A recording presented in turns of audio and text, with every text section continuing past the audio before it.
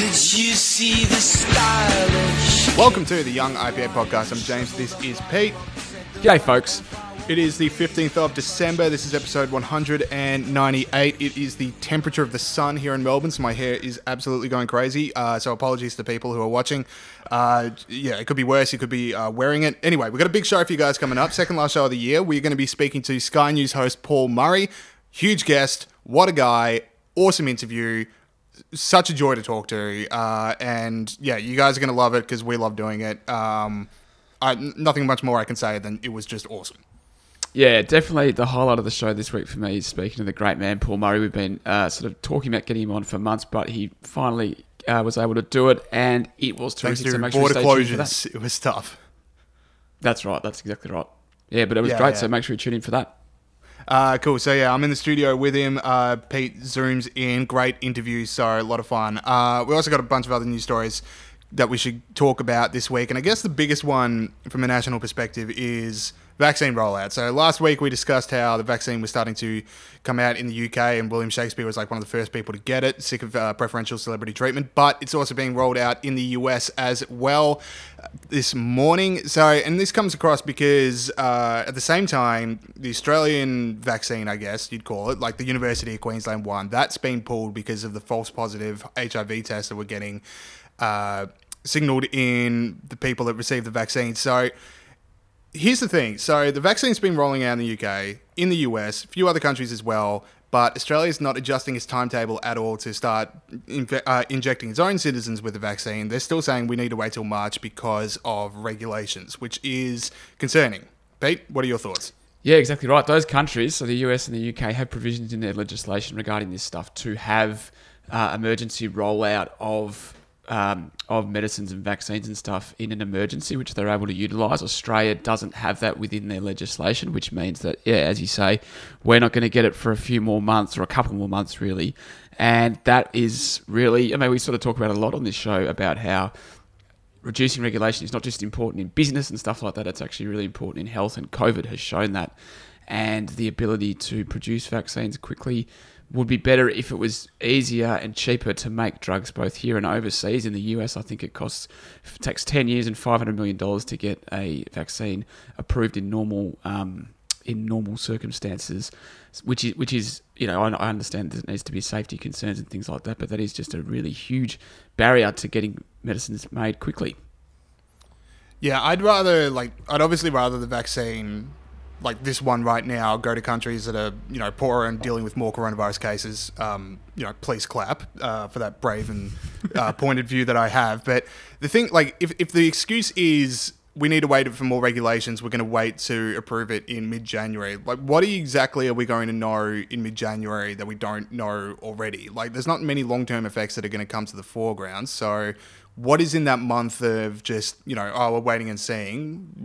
To quote the Therapeutic Goods Agency's, the head of the Therapeutic Goods Agency is Australia, he said, well, I wouldn't want to use the word guinea pigs with the UK. So we're just waiting to see what these guinea pigs do. And then a month from now, we're going to figure out that it's safe. Like, I don't get that timetable. I'm sure the UK government also don't want to use their people as guinea pigs. So, as you say, if it's safe for people in the US and the UK, those governments would absolutely be making sure that there's, it's a safe thing like that. So, no, it's just the thing in our legislation which doesn't give us that flexibility, it means it's just a longer, slower process for us. But at the same time, it's just good to see the vaccine getting rolled out, which is fun. I like watching the videos of people like, oh, you got vaccinated. You still think it's a chip device, don't you? No, James, I do not think it's a chip device. And just in case anyone thought that James was being serious, then he was joking. All right, interesting. All right, we'll move over to... my denial was too strenuous. Move over to another story. All right, so this war of words over the Four Corners documentary from a while ago is still going on. So a couple of weeks ago, we had Communications Minister Paul Fletcher write an open letter to Ita Buttrose and the ABC board saying, can you please explain the decision to air it? Ida Buttrose this week, which is why it's back in the news, has come back with a counter letter contesting the claim, saying that this... I think it was like in an early draft, she said this is basically political interference. So, I don't know. The point is, we're still talking about the Four Corners episode from over a month ago, and the only reason we're doing that is because the ABC is funded by the federal government, and this is why it's a thing. Because literally any other organization, like 7 News does it, 9 News does it, anyone else does it. It's just a flash in the pan of, what happened on those nights, what's the nature of their relationships, and then in 2 weeks later, we're all moved on to everyone else. But because it's about government funding, it's going to drag out for months and months and months. And I've stopped caring about this story, but we need to still care about this story because it's in the news. Here's the thing. If the ABC staff want to air Four Corners documentaries talking about these issues and having a go at the government, and they don't want to think for a second about changes to their funding, then welcome to privatisation. I know it's a point I've raised on the show a few times before, still bears repeating. No, you're exactly right. And I know you were quite firm at the time about the extent to which you thought that politicians' private lives were part of the public interest. But it is a murky area. Like some people, they say this is in the public interest and this is our, independence at play here. And some people are like, how politicians behave in their private life is a really big issue for me. For me personally, I actually couldn't care less. I think history shows that politicians can be horrendous in their private life and be effective leaders. Not that that's necessarily what's happening here. I'm just saying in general. But the point I'm trying to make is it's a murky issue. It's impossible for the ABC to ever be fully objective and fully balanced and fully independent, because that's just not how humans are. I mean, any media organisation is a little bit biased, but because the ABC is getting government funding, it means they're not meant to be. And yeah, I guess the two points that I'd make... I should actually mention here, IPA polling for the start of the year found that only 32% of Australians think that the ABC reflects the values of ordinary Australians. And I think that's true. So the two things I'd like to say really is that it's difficult for them to be more balanced, and this is an aspect of this we don't normally talk about, is because they'd actually lose their market. Like the people that watch the ABC are pretty left-wing, and if they hired more conservative people and gave more conservative voices, they would actually lose some of that market. So it's almost like market forces that are making it difficult for them. And the other thing is that we mentioned last time, James, when we spoke about this, is that it'd actually be good for the ABC if they privatised. People don't realise that. It would actually make them, they'd be able to be fully unfettered and really say what they want about how good Dan Andrews is and unconscious bias and all that stuff. Yeah, because they're holding themselves back now, which is a shame to see, but they could be more free. So third story we should talk about. So here in Victoria, they have cancelled the Australia Day Parade. So this is a pretty key part of festivities. Now, this is very strange because at the same time, they're allowing 30,000 people to go to the Boxing Day test. And to me, the Australia Day Parade is slightly more of an outdoorsy event than the Boxing Day test. I know like the MCG's open roof, but there are such things as like getting in and out, which is indoors, or getting a drink or getting food, which is indoors. So very bizarre decision. You've also got the Black Lives Matter protest earlier this year. Very obvious analogy there as to what can be going ahead and what can't be. And it's very hard to not see this as just the same sort of what happens every year of all these different councils saying we're not going to celebrate Australia Day because we think of it as Invasion Day. It does seem to be that this is now at a state level too, Pete.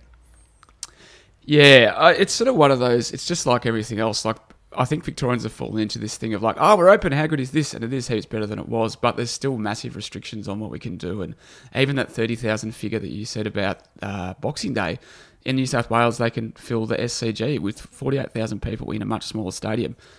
So once again, New South Wales is ahead of Victoria in terms of what they're allowed to do, despite the fact that, there's basically no cases. There's certainly no community transmission of cases at the moment, fingers crossed.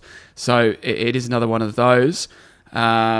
So I'll be the poll boy again, James. And an IPA Commission poll earlier this year found that 71% of Australians support celebrating Australia Day on Jan 26, while 68% say political correctness has gone too far. So important to note that. But yeah, this is sort of all part of this thing that our restrictions are lifting slower. So you're saying you reckon this is part of just an attempt to sort of derail Australia Day in general. Is that your sort of view on this? I just don't see how you can let 30,000 people go to a Boxing Day test, and there are some other stories that might be about to break soon, which I can't go into, but there are other stories about to break soon about stuff that is going ahead where it just becomes very hard to believe that this isn't at least somewhat politically motivated against Australia Day.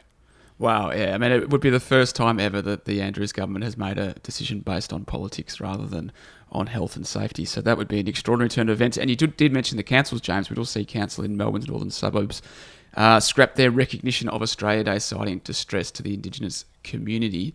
Couple of things about that. It's like, firstly, you are an agent of the Crown. Like, if you think this is Invasion Day and you think that it's distressful, then like, quit your job as an agent of the Crown would be my advice.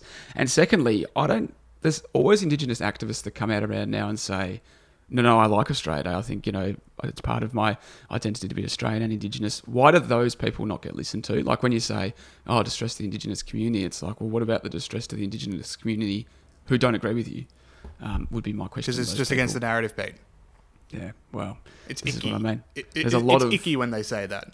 Yeah, it's... I only listen to Indigenous people that agree with me seems to be the viewpoint. But yeah, no, crazy stuff. And I think, as you mentioned, keep your eyes peeled for a bit more on this story. Yeah, it'd be funny if they cancelled that and people are just looking for a story that we think is going to break and it doesn't come up. But at the moment, go in my head and tell me this story isn't interesting. So, we'll move on to heroes and villains. Grant the Big Freedom Snort. These are people that have stood up for freedom and justice around the world this week and just good things in general. Pete, who is your hero of the week? All right, yes, my hero, James, is Melbourne Stars player Ben Dunk, who plays in the BBL, which is Australia's T20 Cricket League. He did not take a knee before the BBL match in Canberra on Friday, despite all his teammates and opposing players doing so. Actually, sorry, I should mention there, the original report said that none of his teammates did, but actually a couple of his teammates apparently also didn't take part in the process. The Stars, to their credit, which is his team, gave their players the option of kneeling before the game or taking their head off and standing, recognising the right of other players to protest.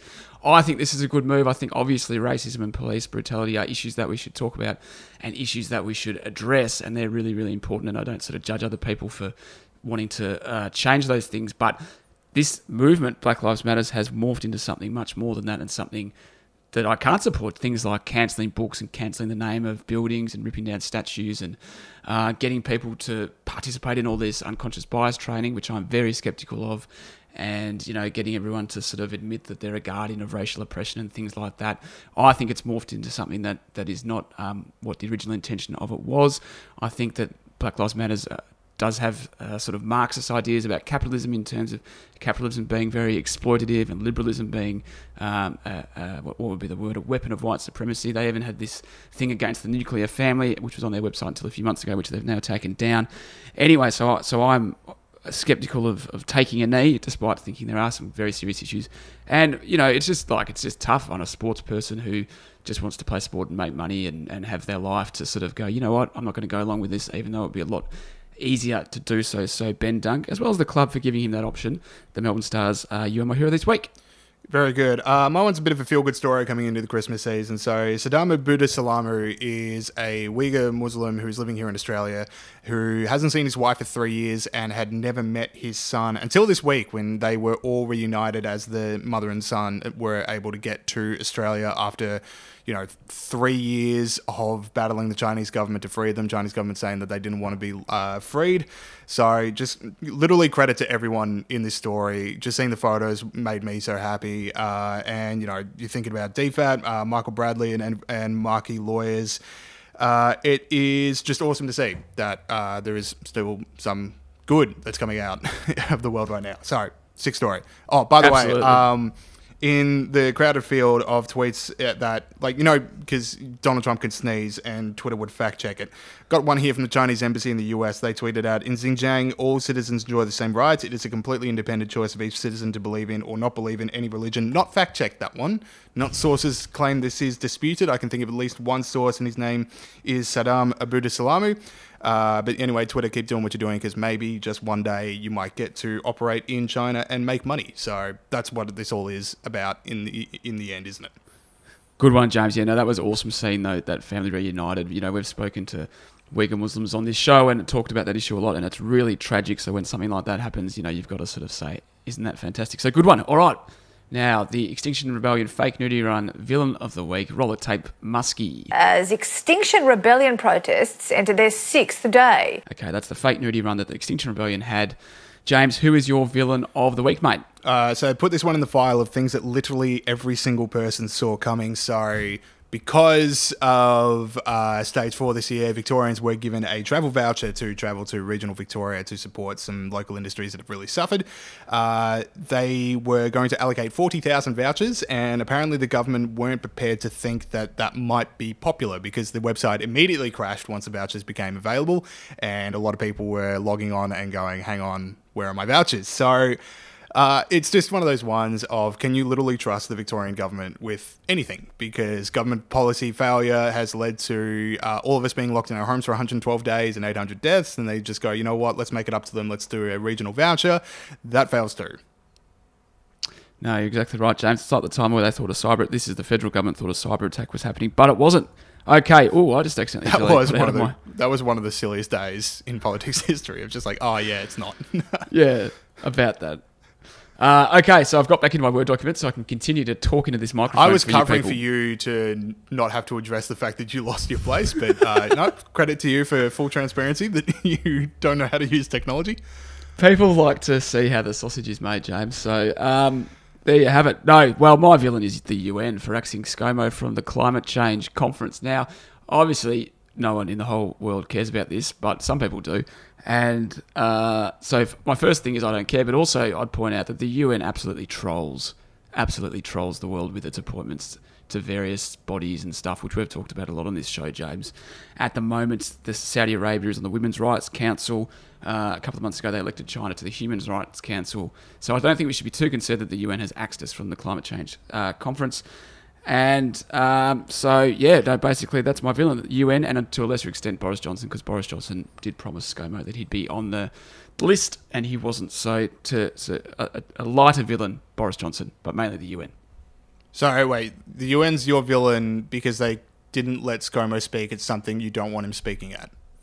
Yeah, well, it's very tough to please you, Pete. It's very tough to please you. Your high standards, they get in the way. I wanted him to be asked, and then for him to say, no, I've got more important things to do. That's my ultimate. There we go. Right. Okay, that's what that was. You reckon a politician's going to turn down a plum speaking job like that? Don't know, yeah. Who knows? But, all right. Yeah. That is it for the start of the show. We'll now go to our interview with Paul Murray. Okay, we now welcome on someone that I have been wanting to talk to for a very long time. One of Australia's greatest living ever broadcasters, I'll say. I'll just say it. That's very nice. Try and push back. Paul Murray, host of Paul Murray Live on Sky News. So, Paul, welcome. Hello, lads. Hello. I sort of feel it's funny. It doesn't matter how old you guys are going to be. You're going to be like the Chaser boys, forever referred to as, "G'day, boys. How are you, boys?" Oh, yeah. I'll be 87 years old and still trying to push that I'm one of the young people out there. Yeah, so. This will become the young-ish IPA podcast. All right, brilliant. So we've got a whole lot we want to talk to you about. We've got, basically just looking back at whatever the hell 2020 was, stuff for 2021. But I was watching your show last night, and you or I are on the same path. Mark McGowan not going to the National Cabinet meeting because he has health advice telling him that he can't be in the same rooms as South Australian Premier. Now, I'm usually okay with health advice telling you to avoid politicians, but this one hit you different. It just hit me like, I'm not going because he's got girls' germs. Like, it was the weirdest. I mean, this guy is going... He will have a massive election win next year, right? He'll win every seat in the lower house, every seat in the upper house, and if they can invent a third chamber, he'll win that as well, okay? So that's not in question. But the way that Palaszczuk won in Queensland, the way that they won in the Northern Territory, and the way he's going to win, it is he doesn't need to cut his nails because he's just scraping the bottom of the barrel all day, every day.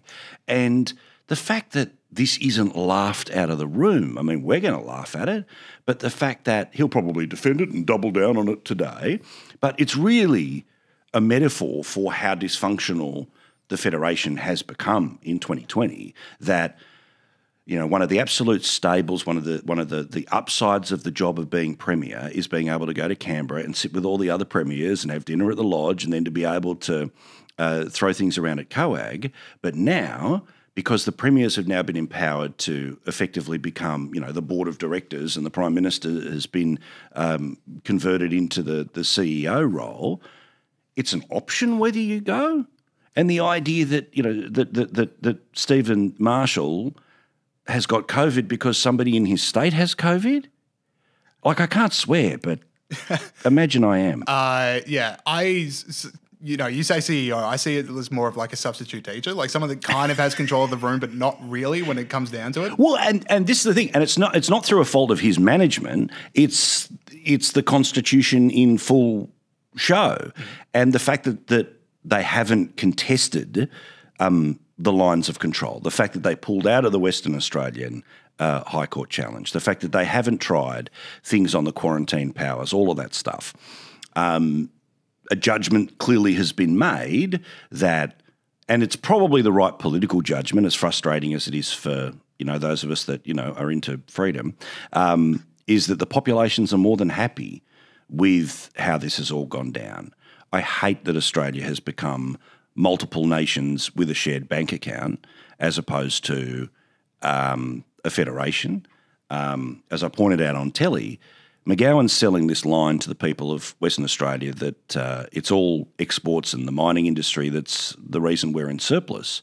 The number one source of revenue for the WA government is Commonwealth grants. So the only way he got to his surplus was based off what the rest of the country was giving him. And, what's really sent me nuts this year is the concept that everyone still expected their Medicare card to work, but didn't quite understand that that is something given to all Australians. And when Palaszczuk came out and said that garbage about, our hospitals are for our people, and there were real life consequences to that. Like the lady who lost a baby because she assumed the system was so inflexible that she wouldn't be able to cross the state border and she had to wait 6 hours. And the way that the left say that Trump is post-truth, coronavirus is post-logic. And, the complicity of the public has been frustrating, but also the naked way that these state leaders have played the game where we don't need QR coding, we don't need contact tracing, we don't need to just get on top of a 20-person outbreak. Instead, shut the borders, and because something's going on the other side of the line, we justify you not being able to see your kids for Christmas. And again, that idea that when politics when this issue becomes so personal that your kids can't come and see you, or you can't see them for a wedding, or they can't come to your funeral, and you're okay with that, is ridiculous. So, Paul, you sort of touched on it a bit there, the fact that the reason the premiers are carrying on like pork chops, to put it frankly, is because it is popular with their populations. How do you think that happened? How do you think that they were able to convince the people in their state to support this kind of thing? Is that just fear? Is that just not being able to understand, a pandemic and the statistics behind a pandemic? How do you read that? One of the fundamental miscalculations I made this year about where people would draw the line, what they would accept, what they wouldn't, is there was a certain section of the population who thought, how good's Queensland without the tourists? How good's the Sunshine Coast without the tourists? Let alone the concerns of sort of over 65, and we saw that particularly in places like the Sunshine Coast and how that moved around. But you guys talked about it recently, which is if you were told up front this is going to go for 100 days, your protests would have been in the second week, not the penultimate week before the restrictions were lifted. And I don't think this stuff was particularly conscious, but it was just frog in the pot stuff. And also I think the way that we in the Western world now don't really have to give much up. That literally a war can be being fought on the other side of the world, but there's no conscription, there's no bread lines, you don't have to give anything up. It's just happening somewhere else. Well, if your job was in danger, there was a welfare system that meant you were going to be okay. And if your job wasn't in danger, there were either less people in and around where you went to work, or you didn't have to go to work. And leaders were very clever eventually trying to work out that, what started as we're all in this together, let's share the sacrifice, became you're the new Anzacs, because good on you for staying home and watching telly for a few months. And people, unsurprisingly, who didn't have to give up much, who, yes, had inconvenience, and obviously Victoria's a different question, but they all basically get the advantages of where they live with no downside, and slowly but surely they turn around and think that that's because,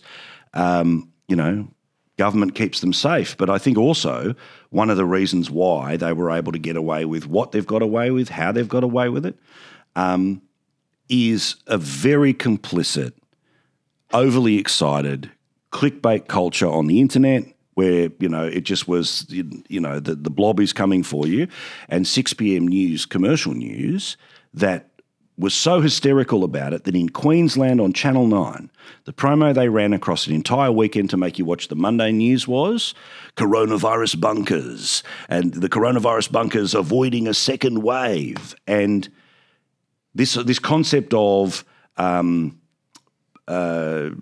trust us with whatever we suggest because it'll avoid a second wave, completely specious reasoning at times, perfect mix. People loved it. Yeah, I know we asked this to Gideon 2 days ago. Sorry for listeners out there that are thinking have some new content. Sorry, but I do want to get your perspective on this, because Australians have always seen themselves as we're descendants of Ned Kelly. We're the Bushrangers, we're the larrikins, we're the people that came out on convict boats. We don't respect authority. But South Australia locks down, and people are banned from exercising on the back of one lie to a contact tracer, and no one's laughed out of their job. I just think what happens to the Australian culture that we're just sort of better safe than sorry. Absolutely. But you also see that, again, the Victorian scenario, right? If I told you in January this year a public policy failure would result in 800 people dying and millions of people not allowed to leave their home unless it was for 4 prescribed reasons, all the rest of it, you'd go, okay, so tell me which Latin American country is this happening in? Yeah. Yet the opinion poll of the leaders responsible for those failures should be 1%, and that's the margin of error. But instead, they go up. It is genuinely mind-boggling to me, but we can't sit here and listening where you are right now and go, well, everyone else is the problem. No, we need to understand that's where everyone else is. That is the reality of our country now, and it's been edging that way for a long time where, in our lifetimes, the federal budget went from a national economic document to what's in it for you. Mm-hmm. And as soon as you personalise government to that level all the time and the media dumb it down to that level all the time, then as long as the government's turning around saying, we're making these decisions so you're okay, we're making these decisions so your nana's not going to get crook, surprisingly, people end up being compliant.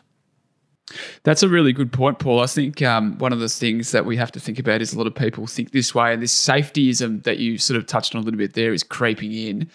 So what is the response? How can people deal with that? How can we fix that so that people don't sort of the first port of call is that safetyism that we're talking about? Well, I hope that when we all have the chance to sit down at the Relo Bashers to come in the next little while, bring this subject up and listen to their arguments and then start to question their motivations. And I think that once people are confronted about how far they have turned in the past 12 months, I think we might be surprised about how resistant the population might be the next time around. That's my bet. That's the optimist's version. But the problem is that we've got government in Australia that has, told us from when you're a kid, you got to wear your bike helmet all the way through to you've got to have this safety standard, this, and this. So we're just so used to now the concept. Don't smoke, don't drink too much. Correct. And that's why, by the way, I am drinking a lot of water because I smoke a lot, and I did just before the show. So, all right, I want to switch tracks. So, big story in Australia for the last month or so would be China's tariffs on Australia, this escalating war of words. How much worse do you see this getting? Because there are so many industries that are now going to, they've just got out of coronavirus and now they've lost their biggest international customer. Yeah. I mean, how much worse do you reckon this is going to get, or will there be a cooling off of tension? Whatever you can imagine, it getting worse is what will happen economically, right? Now, obviously, nothing else is going to happen economically for two obvious reasons. China wants to show us as the example of what happens when you displease it. And by displeasing it, you hold it to the same standards as the rest of the world. That's it, right? Nobody's suggesting that, a member of the AFP is going to go to Beijing and put, Xi in handcuffs for, crimes against your immune system. But we just wanted to know, how did this get out of control?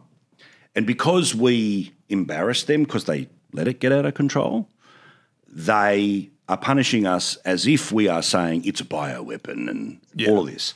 I think I think the way China will play this between now and the next election is going to be, firstly, our issues are with Australia, and then it's going to become about Australian leadership, and then it is going to be personalised to Morrison, where they're going to try to raise the noise so loud going into the next election that the problem is Morrison.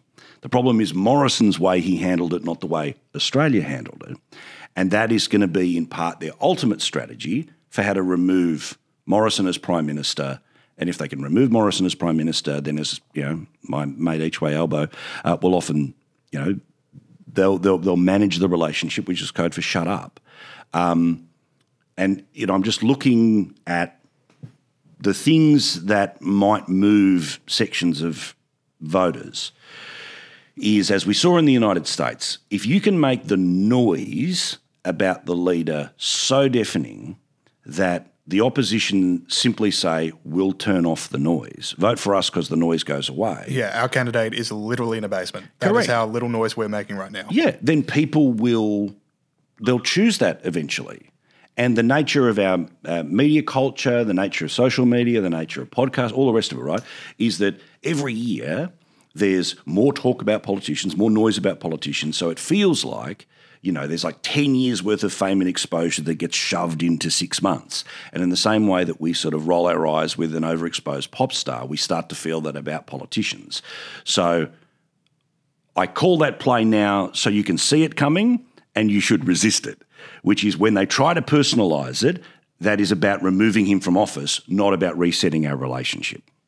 Paul, we sort of touched on a little bit, we were disappointed before about Australia's propensity to sort of be, appealed to by safetyism. I guess one of the things we should be positive about is, I would say, and this is just based on my feeling, most people are kind of supportive of the government's principled stand against China, even though it might be costing us economically. Is that something you've seen as well? I think that this is how Morrison wins the next election. I think that Australians absolutely understand that China is not a normal country. They absolutely understand that we have not earned what we are getting and we don't deserve what we are getting. So I think that the public will absolutely richly reward the government for this position.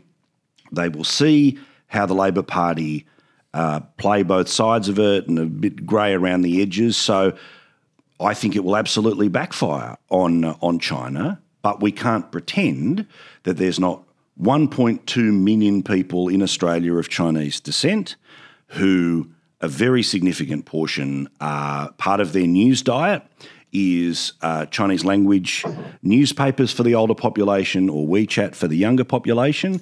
And because all of that comes back through China, I don't know what effect that is on that 1.2 million people. And when you think about the concentrations of Chinese populations in the seat of Chisholm in Melbourne or the seat of Bennelong in Sydney, they've only got a 2-seat majority. So whether that's going to move a couple of seats, plus on top of that you've got, the ghost in Malcolm Turnbull out there openly getting ready for a Zali play on a couple of Liberals who they sort of want to pick off. Again, the threat's not the Labor Party to the coalition government at the next election. It's going to be these little local insurgencies and the many different fronts that mean you end up having to fight on lots of fronts. And looking back at the 2019 election, the Liberal Party probably would have ended up with a couple of seats more if they didn't have to defend Warringah the way that they did, if they didn't have to fight against the Independence Party that was running in 17 different places. So what you're going to see here is from the left increasingly, they're going to eventually want to fall into, because they're desperate to find the reason to want to reject Morrison as leader, and you're going to see the left coalescing around either climate inaction, or you're going to see we need to much of the business community who have been appalling in support of a government that wanted to cut their company tax rates. Eventually, sort of by voicing a want to normalise the relationship, that's going to help legitimise what China's going to be trying to do in the next little while. So to recap, there is a chance that next election I get to see Malcolm Turnbull get embarrassed again. 100%. He's still my beating heart. We will all be in the front row. This bloke's political radar. I mean, when I talk about The Guardian, I don't talk about The Guardian by title on air. I call it the Turnbull Times because, remember, without him, it didn't exist. Yes. And his worldview is that worldview.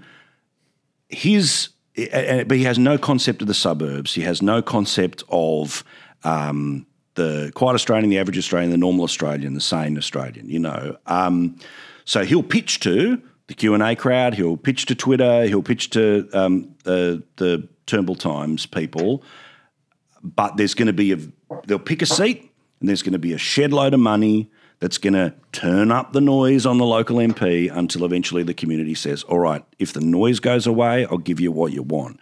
And that's the thing about the modern left is, they have perfected the art of the toddler tantrum, that they just, like, I've got a 2-year-old and a 6-year-old, okay? So I'm very aware of how this political tactic works, which is you keep making noise until you get what you want.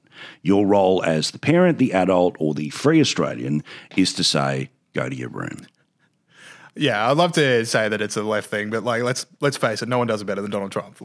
No one throws a toddler tantrum better than that man. And you know what? It's a funny thing. I've been obviously thinking a lot about Trump in the post-presidency idea, right? Which is, most of us who supported him, the idea of him is what was worth defending at all fronts.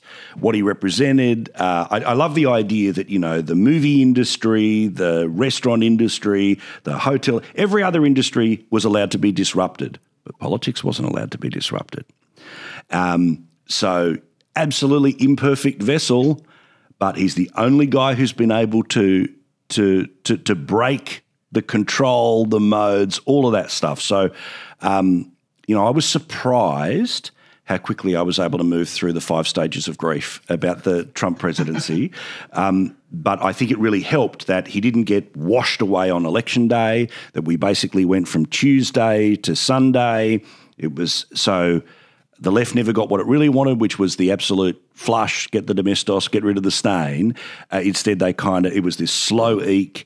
So then by the time Biden was declared the winner, I was able to work through the emotions and probably didn't throw my own toddler tantrum as I would have if he was, 40-state loss in the first 2 hours of election night. Yeah, I'm a bit worried that the Georgia Senate race is going to throw me straight back into denial, but we'll see. Well, I think that I think their best chance is to win one of the 2 seats, that being the Republicans. And I think that while Trump has absolutely sent energy and said all the right things about, because somebody has obviously correctly been able to say to him, hey, there's only one way you save your legacy, mate, and that is to hold the Senate because it's a handbrake on Biden.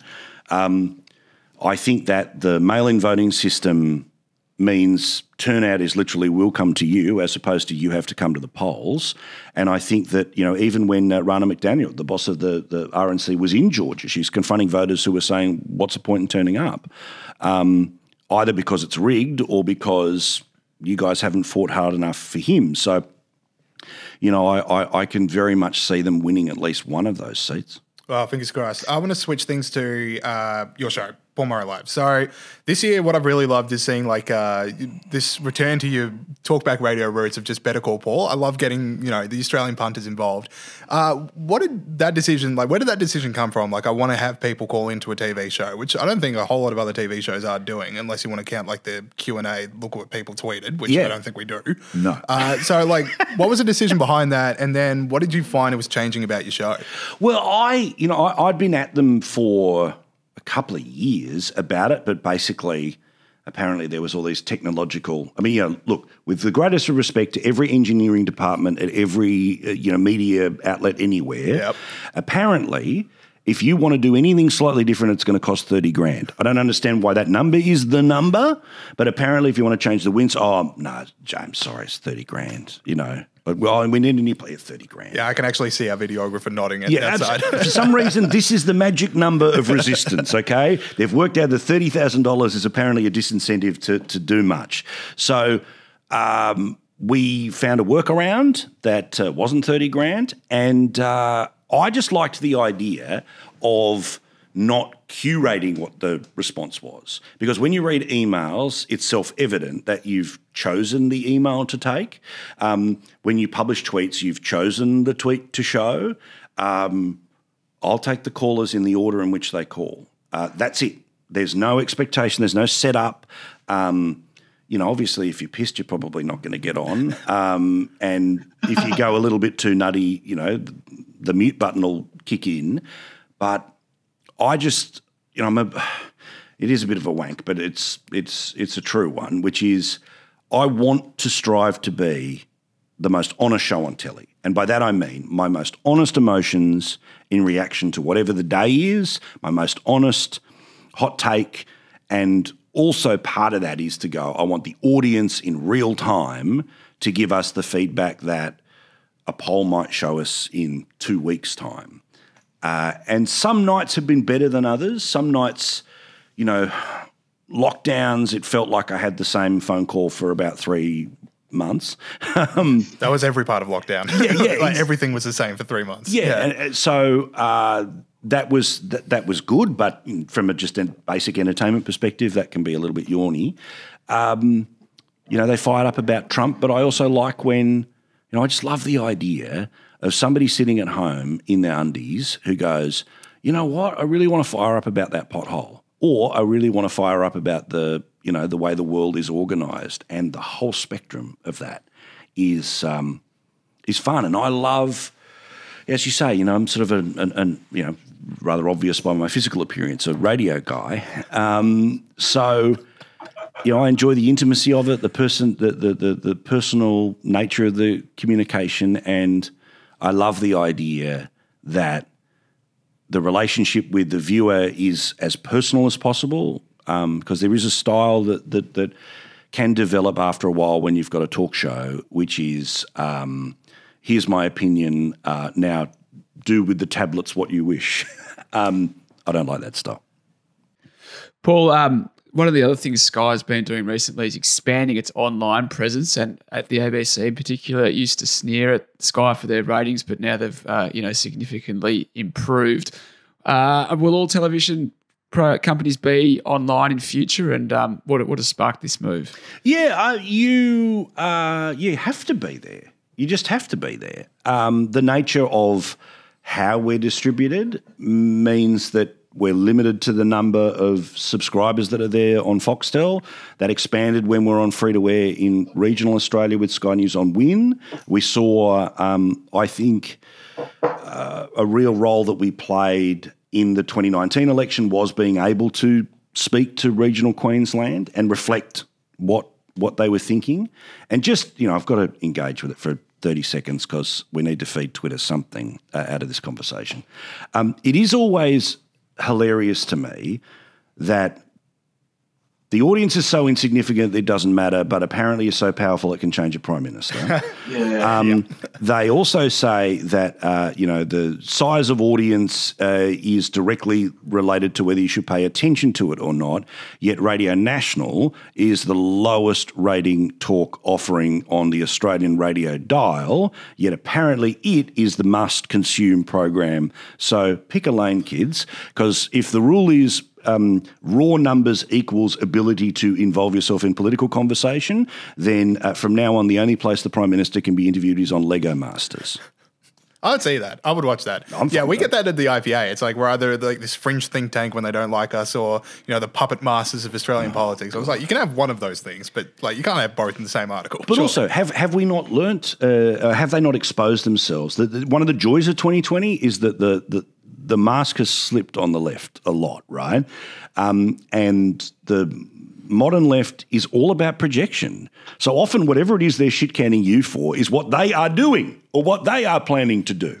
So, the online stuff is so vitally important because there's a lot of people who increasingly don't want to interact with your traditional 6 p.m. bulletin. They don't want to interact with your daily paper. On the bad side of things, that does mean that you can self-select and silo and build an information, network around you that is nothing but, affirming your views. But the joys of having a strong online presence, having a lot of YouTube, having a pretty good Facebook thing is it serves as a form of marketing to be able to go, geez, this guy's all right. How do I get more of this guy? And to a certain percentage of people, they eventually turn around and go, oh, well, it's worth paying to watch it. And there's more on that next year. Yeah, sweet. I know Dad, if he ever gets an editorial with 1 million views because it hit the US market, he'll be very up and about for family dinner on Sunday night. But this is it. It's like our dear, wonderful friend and dear leader here, Janet Albrechtsen, where she will often send me a text when I've posted one of her articles on the Facebook page, because her son will go, oh, Paul posted your article. It's going, the article was good enough whether I wrote it or not. But it is funny that I suppose also all of us love the instant feedback nature of the internet, where you can turn around and say, this has had X many thousand views. So there's a tangible concept that this has connected to someone.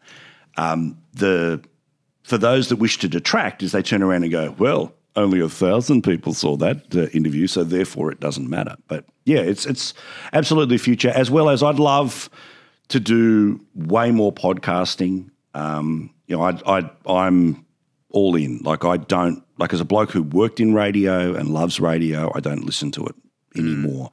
My diet is podcast. Interesting stuff. Yeah, no, it is an interesting thing. I mean, I don't know, with the radio thing, I don't listen to it anymore as well. You just sort of listen to the podcast whenever you want. Now, we sort of touched on a little bit there talking about 2020. What's going to happen in the future? What's going to be the biggest issue of 2021 if we could get your crystal ball out there, Paul? Well, the lotto numbers will be 17, 25. If everyone... Mine's off. I always love that question because obviously we're all trying to take our punt on where it'll be. Yeah.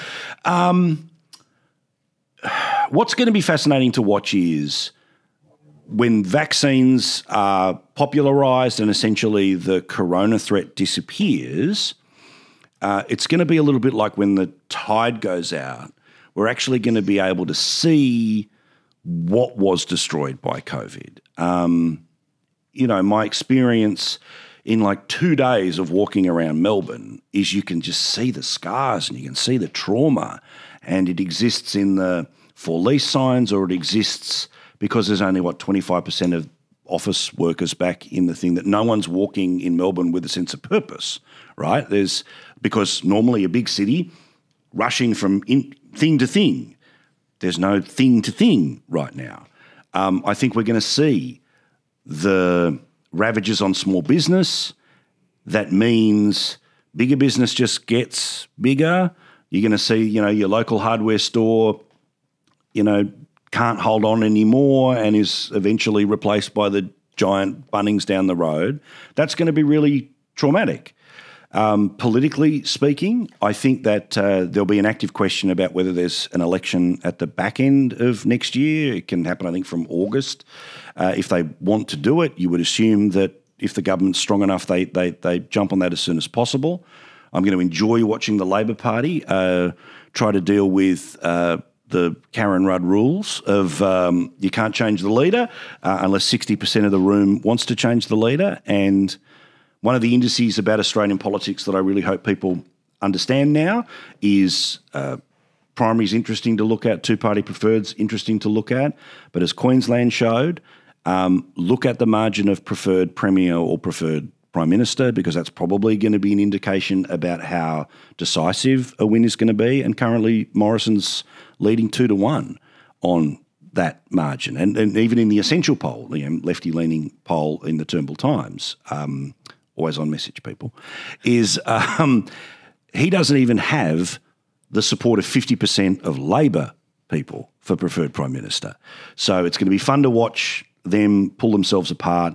What will be depressing about 2021 is watching Joe Biden get all of the credit for the recovery of the United States. And if the Republicans can hold the Senate, then basically he's going to have Trump's economy with a vaccine, which means it all roars back to life. And his bio is, the healer in chief, the guy who brought back 30 million jobs and made us feel safe again. And it's going to be like when they gave Obama the Peace Prize. He will be lauded as a hero for not being what he replaced. We had this on the show. Like, if Obama got the Nobel Peace Prize for not being George Bush, can you imagine how many different awards Joe Biden is going to get? Like, he'll get the Nobel Prize for mathematics. He will get, the People's Choice Awards in the UK for Best Child Actor. Like, he will get everything he wants. Well, but what's going to be fun, though, is if he shows up to collect these awards, is going to be watching him try to traverse those stairs, for his honorary Oscar. Because I think we all know the most fascinating part of the Biden presidency is going to be, so when's he going to fall over? Like we knew, George H.W. Bush spewed when he was in Japan. We know Bob Dole fell off the stage in '96. We know even Howard did as well. It's going to be stumble watch. Yeah. That's what we previously, when you jumped on and had a look at the outrage factor about what are the Orange Man bad, we will be doom scrolling or hope scrolling for when did Biden fall over. That will be all right. So I want one last prediction from you, because your mate One Way Albo, as you say, not the most popular guy in the world. The person taking Labor into the next election is. It should be Tanya Plibersek. I think it's Tanya Plibersek. Yeah, it should be Tanya Plibersek, but I think it's going to be Albo or Plibersek. That's what I think. Curveball Shorten, because I know Gideon Rosner's big on that one. I think that the play might be that incumbency, as it was for basically every government post 9/11 in whatever the immediate election was after, incumbency post-COVID is clearly going to get you there. So I would imagine Shorten's play is going to be burn as many leaders as possible in the expectation that they lose, so that at one point in time either no one's left or enough distance has travelled that a year out from the 2026, he becomes the option. But I think he's a spent force, but he's clearly, the number of times that there's outreach from Shorten to appear on Sky News is a little obvious. Oh, outreach from Shorten, you said. Oh, yeah. Oh, there we go. That's a big. That could get Twitter sphere going. All right. Paul Murray, host of Paul Murray Live, thank you so much for your time. That was awesome, and we've definitely used up way more time than we said we would, so we'll let you go. I apologise to the audience for taking up your time. I can sit and talk to you guys all day, but can we just agree, the fact I can't smoke in the IPA office means there is limits on freedom, even in the heart of freedom. Yeah, no comment. See you, boys. All right, brilliant. Okay, thank you to Paul Murray. That was just awesome. What a guy. Thanks so much for coming on. I hope you guys enjoyed it as much as we did. Now, Pete, big news for you coming out of the US today. We solved racism. You happy? Yeah. Oh, mate, I'm over the moon. Racism is solved. There is no more racism in the world. Why, you may ask, Ben & Jerry's ice cream, stay with me, Ben & Jerry's ice cream has teamed up with Colin Kaepernick to introduce the new flavour Change the World. World spelled WHIRLED, like as in chocolate world. Non-dairy, as if I could have seen that coming. The flavour of supporting the fight to dismantle systems of oppression and empower black and brown people, coming to freezers in 2021. Pete, what do you reckon dismantling systems of oppression tastes like? Well, peach? I don't know. Peach flavour, more of a banana. So I don't know. I think it would be fairly tasteless. And my knock on this thing, well, one of my many knocks on this thing, is that it's like the non-dairy flavour, which is obviously a bit of a crap flavour, which I think is racist. They're making, the flavour to tackle racial oppression as quite a crap flavour. That's True equity is all of these flavours in dairy. That's true equity. Yeah, exactly right. Non-dairy, don't want it. That's just going to be rubbish. But the thing I like about this the most, James, is just so brazen, the commercialisation of a social cause. Like, we can make money out of that. We can make money out of anti-racism. Shake them down for a few more coins. Yeah, that's exactly fair. And I've got a lot of mileage this week out of imagining some white person buying this ice cream and then just patrolling the streets trying to find a black person so they could go, see this? Yeah. I'm on your side. Yeah, I'm a good person. But Whirl, change the world, and world, for those obviously listening, world is spelt WHIRLED. Yep, did that one. Did you? Yeah, I spelled it out. Good stuff. You're a professional, James. Yeah, well, I'd like to reiterate James's call about that. Yeah. But no, just unbelievable stuff here. What was your view, James? I already did my jokes. All right, let us move on to another story.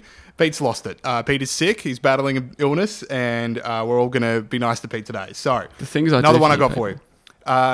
So, another example of racism being solved. Time Person of the Year came out. You thought so many people this year that have stood up, and it went to Joe Biden and Kamala Harris for not being Donald Trump, I guess. That is like, sorry, I'm just trying to find this one as well. Here we go.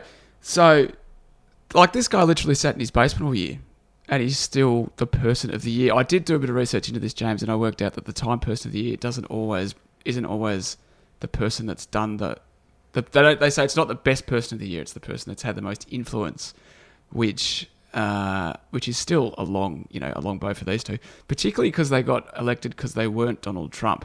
So doesn't that mean that Donald Trump should be Person of the Year, which he has been, by the way? But that's controversial. No, sorry. All right, so you're saying it's the most impactful person of the year that gets the Time Award? Yeah.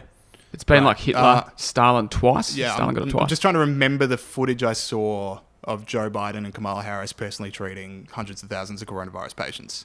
Trying to remember that one. I definitely didn't see them in the room when the Pfizer vaccine was finalised.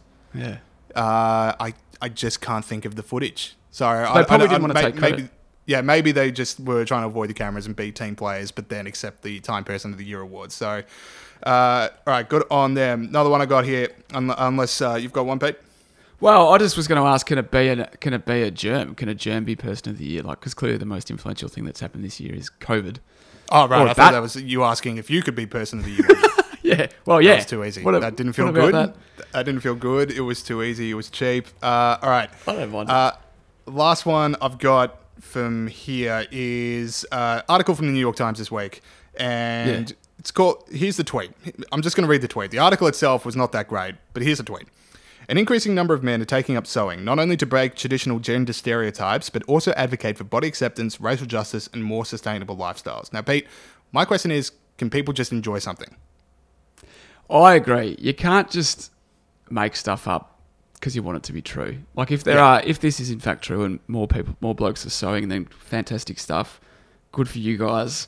But you can't just say, oh, well, that's because, and then just invent your 3 favourite things and say that's because they're doing that. Like, maybe they just like sewing. Yeah, like reading the article, the interviews with the people, there was one that was politically motivated and the others were just, you know what, this is fun and it's a good way to make money. And this idea that like sewing has always been a woman's thing, like, textile factories, like for hundreds of years were only done by men. So I don't really get where that's coming from. But yeah, just overall, not everyone's a foot soldier in the revolution. Like some people just enjoy sewing and they just, like, that's all they want to do is just sew, and credit to them, go sew for your lives. Yeah, which I personally, that is, I find that very difficult to believe because we had to do sewing at school and it was crap. So I don't get how anyone could enjoy it, but maybe they do. Controversial opinion. There we go. All right, and one more I want to talk about. Sorry, there was this bizarre controversy in the US this week. The Wall Street Journal ran this article by this guy named Joseph Epstein, who basically just wrote that Joe Biden's wife, Jill, should no longer go by Dr. Jill Biden. She has a PhD. And just on the reason that, I'll use the quote. A wise man once said that no one should call himself doctor unless he has delivered a child. Think about it, Dr. Jill, and forthwith drop the doc. Now, I want to bring this up because long-time listeners of the show are aware that Peter, the Dr. Peter Gregory is imminent. At the moment, it's Mr. Imminently will be Dr. Peter Gregory. Surely you would have some opinions as a man that's worked so tirelessly to get that doctorate, whether or not he should be able to use it. I'd say tirelessly in patches is probably a bit more accurate. But yeah, I'm personally triggered by this. I mean, this guy, Dr. Joseph Epstein or Epstein, he hasn't got a doctor ahead of his name. And he's been talking, he said it's too easy to get PhDs this year. His two sort of criticisms were, firstly, famous people get them because they want them to give the university money, which is probably fair enough. But secondly, it was they're too easy to get. It's like, come on, mate. I've been slaving away for years on this thing. If Dr. Jill wants to call herself Dr. Jill in patches, so just for listeners, it is actually handed in at the moment. Like, they are pouring over it as we speak. So huge. That is actually huge. Big news. Dr. Jill wants to call herself Dr. Jill. She can, and you just leave her alone, mate. That article got 4,000 comments on the Wall Street Journal, and it's just been tweeted at relentlessly. And it's just every person that's ever had a PhD or thought about getting one has just absolutely come out of the woodwork and just demanded they be taken seriously. And okay, this one might not convey, but when I read the Joseph Epstein article in the Wall Street Journal, it was the first paragraph was about Jill Biden, and the next 4 are about his academic career and why he doesn't use a doctor. And I'm like, are we writing about Jill Biden, or is this look at me, I'm Joseph Epstein? There's a lot of people taking themselves extremely seriously about this story for something that is a joke. It was very much like he's obviously got his thing and he's written the article, then he's looked around for a hook, and someone's pointed out, oh, do you know that Jill Biden's a doctor? Yeah, it is like, this is such a 2020 issue. Like, is this it? This is the next thing in the culture war. Can you say you're a doctor or not? And obviously, because Jill Biden is a female, it was straight away became about sexism, which was like, how good's 2020 as well. But yeah, no, I stand with Jill. You get off her back, mate. So you might have to beep this one out, but the story would make a lot more sense for me. Pete, you're closer to this than I am. You know what PhDs are about. I actually don't know what PhD stands for. Does it stand for pretentious, hateful? Oh, we're getting a little bit fast and loose towards the end of the year. No, it doesn't stand for that. I actually sort of forgotten what it stands for. Philosophy doctor or something. Maybe that just fell out of your head as you were working on it so tirelessly. All right, that is it for the show this week. Thanks again to Doctor Paul of Murray. Philosophy. There we go. Philosophy. Yeah, I got it. Thank you to Paul Murray. Really great interview. If you like the show, thanks for listening. If you're listening through Apple Podcasts, leave us a review. It helps people connect with the show. And if you do have friends and family that do care about politics and aren't listening to the show already, make sure you're telling them about us. And we'll see you guys for our last show of the year next week. See you guys.